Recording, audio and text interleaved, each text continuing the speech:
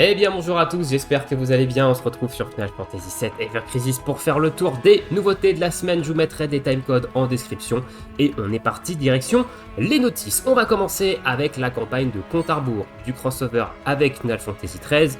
Le crossover débute officiellement la semaine prochaine, donc jeudi prochain c'est la sortie du crossover avec FF13 et on a une petite campagne de compte à rebours comme quasiment à chaque fois lors de ce genre d'événement. Dans cette campagne de compte à rebours, on a des missions qui vont nous permettre de récupérer jusqu'à 100 médailles de compte à rebours et on a également un logging bonus qui va nous permettre de récupérer 100 médailles de compte à rebours de plus. Donc en tout, on aura 200 médailles de compte à rebours. Les missions, elles sont relativement simples et classiques. Il va falloir dépenser de la stamina n'importe où dans le jeu, dépenser de la stamina en coop n'importe où également dans le jeu pour obtenir ces fameuses médailles de compte à rebours. On a ici des box de sélection avec des tickets 5 étoiles garantis. Donc on a Tifa, Iris, Cloud, Glenn et Sephiroth dans ces boîtes de sélection. Récupérer des objets du haut vent pour récupérer jusqu'à 3000 de chacune des pierres. C'est des pierres pour augmenter le sphérié, ça. Et ensuite dépenser encore une fois de la stamina et se loguer 3 fois à la guilde. Et ça, c'est un petit détail que j'ai vu et j'ai fait ils sont quand même pas très sympas parce que même si on est censé tous avoir une guilde et qu'on peut rentrer à n'importe quel moment dans une guilde, même une guilde random morte, etc., il y a sûrement des joueurs qui vont commencer le jeu ou reprendre le jeu juste en fait pour ce crossover avec FF13 et qui n'auront peut-être pas forcément de guilde, qui vont peut-être pas forcément en chercher et du coup ils passeront potentiellement à côté de 20 médailles compte à rebours. Bon, on va le voir, ces médailles compte à rebours, elles sont pas non plus incroyables, elles donnent pas non plus des choses banger, donc rater 20 c'est pas non plus grave, mais c'est vrai qu'ils auraient pu juste mettre logué au jeu pour un petit peu pour englober l'ensemble des joueurs et pas seulement ceux qui font partie d'une guilde. Et ensuite faire 3 quêtes premium. Donc là c'est vrai que depuis que la quête premium est passée à une fois par jour, ça veut dire qu'ils ont combiné les 3 runs qu'on faisait quotidiennement en une fois, et ça compte que pour une quête premium. Là où avant, quand on avait les 3 runs, on aurait pu terminer cette mission Day One. Là, il va falloir 3 jours pour terminer cette mission. Alors, ces fameuses médailles compte à rebours, du coup, qu'est-ce qu'elles vont nous apporter? Donc, on va dans échange spécial Crossover Countdown Exchange. On va pouvoir notamment récupérer des tickets 5 étoiles garantis. Pour 60 médailles, on récupère 3 tickets 5 étoiles garantis. Sinon, pour 40 médailles, vous avez le choix de prendre un ticket 5 étoiles garanti parmi tous les personnages du jeu. Je rappelle qu'on va avoir en tout 200 médailles ici, donc 200 médailles, il y a quand même de quoi prendre quelques petits tickets, et notamment de mon côté, je prendrai le ticket 5 étoiles garanti de Sephiroth original pour aller récupérer potentiellement un doublon de l'une de ces 3 armes featurées. Voilà, donc je pense que beaucoup de gens vont prendre ce ticket 5 étoiles garanti sur le Sephiroth original. On a également pour 20 médaille ici, une multi classique, 3 étoiles et plus, pour 40, 77 potes de stam, et pour 10, on a également 10 potes de stam en plus. Voilà, donc faites votre choix, d'ailleurs dites-moi dans l'espace commentaire ce que vous comptez prendre de votre côté. Je pense que de mon côté, ça va prendre le ticket pour Sephiroth original, et peut-être les potes et la multi, ici, on verra un petit peu, mais il y aura au moins le 5 étoiles garanti pour Sephiroth original. Et en plus de ça, on a eu un trailer sur Twitter pour nous présenter le crossover, présenter un petit peu ce qui sort la semaine prochaine, et il y a des très bonnes choses dans ce trailer, donc je vais vous le passer et on va le commenter évidemment ensemble. Allez, je coupe le son derrière du jeu et on est parti. Je vais baisser un petit peu le son de la vidéo, voilà. Donc comme à chaque fois, ils nous font un petit trailer en vue des différents crossovers. Donc là, crossover avec FF13, l'événement. L'événement, on savait qu'on allait avoir un événement fully original story found nowhere else. Donc une histoire originale que vous ne trouverez nulle part ailleurs. Voilà. Finalement, c'est un événement que sur le jeu. Donc on voit Lightning ici, Lightning qui sera le boss de l'événement, qui sera le boss de l'Escalation Challenge, qui sera le boss du Crash, qui sera le boss du Guild Battle, qui sera le... Ouais, bref, vous avez compris. Les deux du coup costumes qu'on a vu ici, alors je vais juste revenir un petit peu en arrière sur les deux présentations. Donc ici on a le costume de Iris avec son arme qui semble être une arme assez support, hein. Ici je pense qu'on aura du buff et on a le même costume hein, pour ici Tifa qui semble elle être une arme de DPS plutôt. Donc on les avait vus déjà hein, dans la présentation, je vais remettre pause pardon, on les a vus déjà dans la présentation lors du live avant l'anniversaire, hein, quand ils avaient présenté un petit peu le crossover avec FF13, que Tifa et Iris allaient avoir exactement le même costume. Donc un costume à l'effigie de Lightning, hein, les deux allaient avoir le même costume. On ne sait pas si ça va être sur la même bannière, deux bannières séparées, etc. On verra ça évidemment à partir de la semaine prochaine.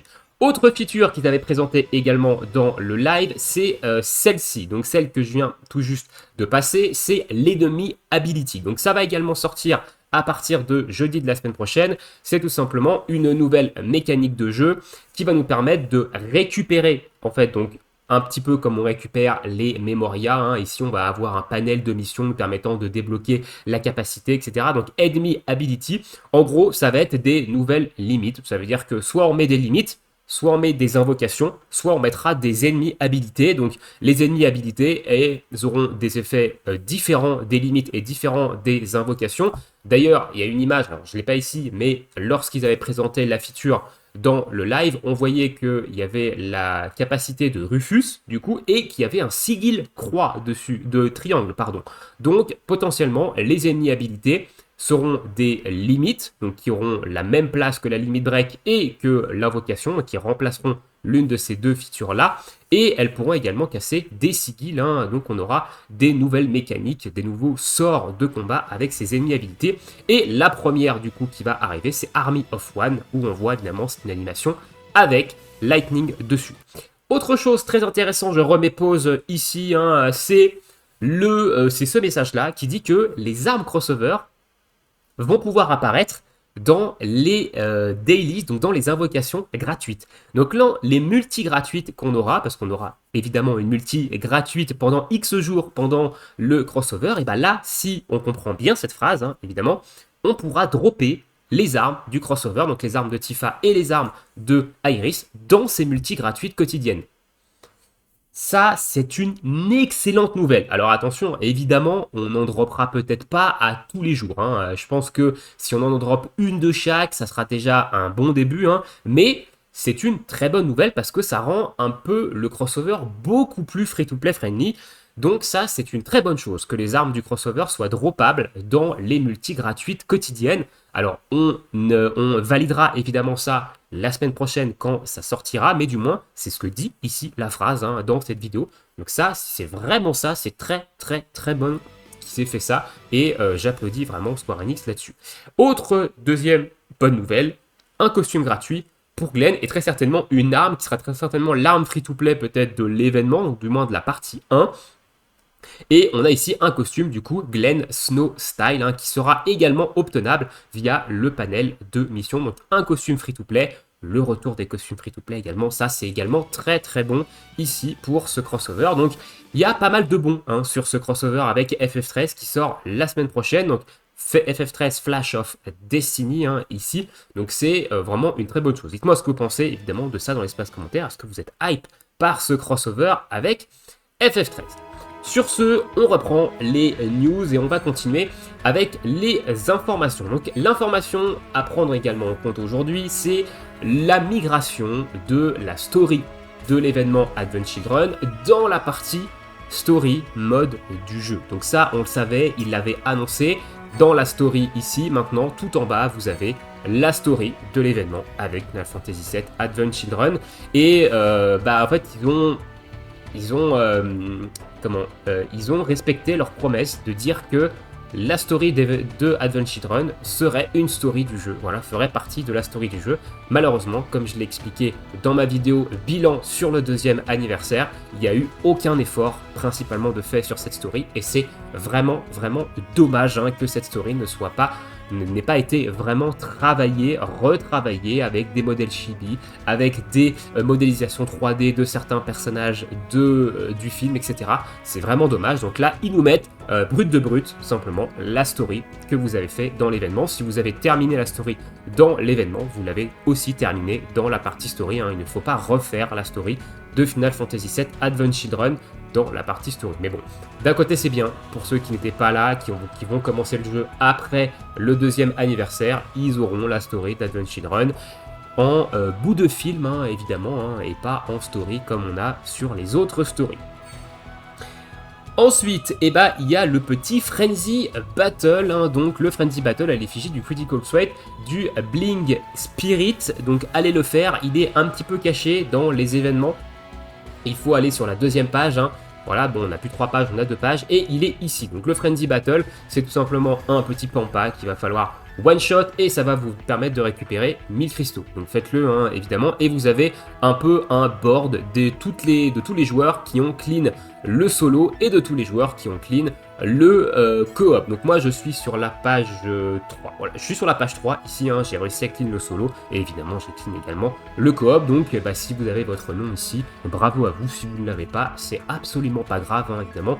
Les Crash Battles, c'est vraiment des contenus un petit peu pour les joueurs qui ont envie de challenge, voilà, mais c'est pas du tout des contenus obligatoires. Faut pas se frustrer si vous n'y arrivez pas, ou si vous n'avez tout simplement pas le temps de les faire. Donc voilà au niveau de ce petit Frenzy. Ensuite, continuons dans les Critical Threat avec la partie 2, donc l'arrivée des tickets d'or sur l'événement Reawakening de Eligor. Donc il n'y a pas grand chose, hein, qui est arrivé dans cette partie 2. Vous avez tout simplement un seul niveau en solo qui est arrivé, donc le Eligor 4, vous permettant de récupérer les fameux tickets d'or, et vous avez 100 cristaux de la première complétion à récupérer, et même chose pour la coop, vous avez le Eligor 3 qui a fait son arrivée pour récupérer les fameux tickets d'or. Au niveau des missions, il y a 2 nouvelles missions, récupérer des expéditions Chocobo et upgrade des matérias pour récupérer des tickets d'or, et au niveau des dailies, il y a également 3 nouvelles dailies qui vous demandent de faire un combat dans l'événement, de dépenser 150 de stamina dans l'événement, et de dépenser 250 de stam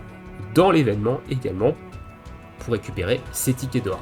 Au niveau des Victory Draw, maintenant, donc dans les tickets d'or, il y a quand même des choses qui sont plutôt intéressantes. Vous allez retrouver notamment des mitrils raffinés pour augmenter les armes de niveau 130, des supports Noble Memory si jamais vous n'avez pas fini les sphériés de rôle des rôles supporters, hein. Au niveau du level 2, on va retrouver des weapon parts pour Lucia, au niveau 3, des weapon parts pour Vincent, au niveau 4, encore des weapon parts pour Lucia, ainsi que des Noble Memory supporters. Level 5, Noble Memory supporter et weapon part pour Vincent, et au level 6, on retrouve ici des Brain 5 étoiles, des mitrils raffinés, et le level 7, c'est celui qui se reset absolument tout le temps, hein, comme une fois que vous y êtes arrivé. Donc ça va aller relativement rapidement, hein, de clean ça, sachant que la semaine prochaine, on a l'événement de Final Fantasy XIII qui débute, voilà, au niveau du Critical Threat de Eligor, hein. Il n'y a pas non plus grand chose de plus.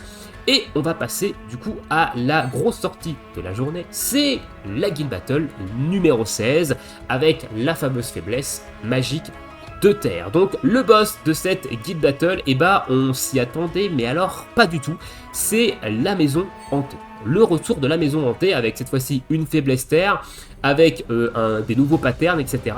Donc ça fait quand même plutôt plaisir, même si c'est un recyclage de boss, il y a quand même ici une nouvelle un petit peu nouveau pattern sur le boss, entre guillemets, ici. Alors, la maison hantée, donc elle est faible à la terre, elle est résistante au vent, il n'y a pas de phase de sigil, il n'y a pas de sigil boost. Elle est immunisée au poison darkness, silence, stun, fatigue, fog, stop et baisse de M-attack. Donc vous pouvez lui diminuer la défense physique, la défense magique, vous pouvez lui mettre Enfeeble, et vous pouvez également lui mettre de la baisse d'attaque physique. Voilà, donc elle va venir vous baisser également vos dégâts de terre avec Stormstream. Alors Stormstream, c'est une attaque qui arrive quand même à la fin du combat. Voilà, donc. Et il va faire pop des Balwar Queen, donc des petits ZAD qu'il va falloir potentiellement buter, parce que ça va mettre en stop le compte à rebours avant sa grosse attaque. Donc il va falloir potentiellement avoir des attaques de zone de terre. Donc c'est marqué ici, attaque de zone de terre hein, est assez effective sur, sur les alliés parce que tout le monde va être, les summons qu'elle va faire sont weak également à la terre, sont faibles à la terre. Donc j'ai fait quelques tries ce matin, le combat est quand même pas non plus évident, il est assez restrictif en termes de building et notamment il est très restrictif par rapport à la bannière qui est sortie en même temps, qui est hyper importante, hyper forte en fait sur le boss. Alors on a l'habitude d'avoir des bannières qui sortent le même jour que la guild battle avec une arme qui soit vraiment très orientée pour cette guild battle. Mais là, j'avoue qu'on est quand même un level au-dessus parce que on est quand même dans une configuration où il y a assez peu d'options globalement. Et là, l'arme, elle est quand même vraiment très orientée pour cette guild battle et elle est très forte. Et elle va faire vraiment beaucoup la différence au niveau des scoring des différentes guildes. N'oubliez pas, au niveau des missions, faire vos 3 petits mocks. Hein, voilà, faites 3 mocks, vous allez récupérer 450 cristaux de votre côté. Voilà, dites-moi dans l'espace commentaire qu'est-ce que vous pensez un petit peu de cette guild battle. De mon côté, j'ai fait quelques petits tries, on verra un petit peu ce que ça donne. J'ai quelques idées de team building sans avoir en fait la nouvelle arme qui est sortie aujourd'hui. Donc on verra un petit peu ce que ça donne. Je pense qu'on va globalement bien s'en sortir. Bonne chance évidemment à tous hein, pour cette guild battle. Et on va finir avec mon avis sur la bannière de la semaine. Hein. On va juste vérifier que j'ai évidemment fait le tour de tout. Voilà, j'ai fait le tour de tout. Et on va parler de la bannière qui est sortie aujourd'hui. Donc une bannière featurée pour Enjil. Alors c'était absolument un peu tombé du camion, ça j'avoue. On ne s'y attendait absolument pas d'avoir une bannière pour Enjil. On s'attendait même à avoir une bannière limit break. En réalité, en fin de mois, on s'est dit pour la guild battle, ils vont nous mettre une petite bannière limit break. Comme ça, une bannière limitée juste avant le crossover FF13, hein, histoire d'y aller pleine bourre. Et ben non, on a une bannière featurée ici. Alors, Enjil Ghost Robe. Alors ici, on a une bannière à l'effigie de Halloween. À noter que il n'y a pas eu d'événement cette année pour Halloween. En fait, l'événement de The First Soldier, hein, donc l'événement de The First Soldier ex-soldat, du coup, a remplacé l'événement d'Halloween un petit peu de cette année. Donc ici, on a vraiment que cette bannière qui est à l'effigie d'Halloween avec ce skin de Enjil à l'effigie d'un fantôme. Voilà, d'un fantôme. Alors moi, je le trouve affreux, le skin, hein, évidemment, mais là, c'est les goûts et les couleurs. Néanmoins, on est quand même obligé de dire qu'il est pas mal détaillé. Hein. Le skin en lui-même, il est quand même pas mal détaillé, pas mal travaillé. Après, on n'aime pas la gueule. Je trouve que le skin reste quand même plutôt bien travaillé dans l'ensemble et pour le coup fait quand même très très Halloween. Hein. À ce niveau-là, je pense qu'il n'y a pas vraiment de doute et je pense qu'il est vraiment à l'effigie des petits fantômes qu'il y a dans le... Je crois que ça doit être dans le cimetière des trains. Dans FF7, il y a ces petits fantômes un petit peu. Donc les acolytes d'Eligor. Voilà, alors on aurait pu aussi, peut-être que le Critical Threat et l'Igor du coup étaient un petit peu en rapport avec Halloween. Hein. On pouvait également mettre ce rerun d'événement sur évidemment le fait que c'est un événement un petit peu halloweenien aussi. Alors au niveau du skin maintenant, donc on va avoir ici un skin Boost Earth Eulalie. Hein. C'est évidemment une bannière vraiment très très Guild Battle hein, ici. Donc 15% de dégâts de terre supplémentaires sur tous vos alliés, c'est la même air habilité que le costume de Yuffie du 2e anniversaire. Et au niveau de sa 2e air habilité, Ghostly Spirit, donc 20% de défense physique et de défense magique, donc ça c'est plutôt bien, je trouve, surtout sur Enjil qui est un tank, et augmentation de 20% de l'attaque magique quand la jauge de commande est au maximum. Bon, je suis un petit peu moins fan, hein, Enjil c'est pas vraiment un DPS, mais vu que c'est une bannière orientée Guild Battle, gratter évidemment des dégâts, même sur Enjil, évidemment on prend. Maintenant, en dehors de cette Guild Battle, c'est pas un skin très intéressant. Voilà, globalement, c'est vraiment un skin qui est très orienté sur la Guild Battle actuelle, qui va être potentiellement utile dans des prochains contenus où ça va être terre magique qui va pouvoir être utilisé, mais en dehors de ça, c'est pas non plus un skin incroyable, notamment sur Enjil, on aime bien surtout utiliser des skins un petit peu plus globaux qui vont augmenter la défense, qui vont avoir reprieve, etc. Donc c'est vrai que c'est pas vraiment un skin très intéressant je trouve sur Enjil. Au niveau de l'arme maintenant, donc la Ghost Enziz, donc on va la prendre au B6, c'est une arme featurée, elle arrivera dans les wishlists et dans les tickets par la suite. Pour 4 d'ATB, on va faire des dégâts magiques de zone ici. On va diminuer également la résistance à la terre d'un pote de plus 2 à un, enfin d'un pote de moins 2 à un maximum de moins 3. Il faut être au B6 pour avoir le max pot de moins 3, sinon c'est seulement moins 2. Et si Engil a un buff sur lui, attention, il faut que Engil ait déjà un buff sur lui, et bah il va augmenter également les dégâts de terre de tous les alliés de plus 2 jusqu'à un maximum de plus 3. Donc il faut faire l'attaque 2 fois pour mettre moins 3 en résistance à la terre, plus 3 en augmentation des dégâts de terre. Et ça, il faut obligatoirement être au B6 pour avoir accès au plus 3 et au moins 3 dans les deux, dans le debuff et dans le buff de l'arme. En OB10, du coup, il n'y a rien de spécial qui change à part la durée des buffs et des buffs, donc il n'y a pas de grands changements. Et évidemment, les dégâts de l'arme qui passent de 670% à 780% ici. Au niveau des R habilités, on a néanmoins des R habilités qui vont être très intéressantes pour des DPS de terre magique à mettre en sub, parce qu'on a ici un 62 points de M attack et un 42 points de Earth Spots. Alors pourquoi je dis que c'est intéressant?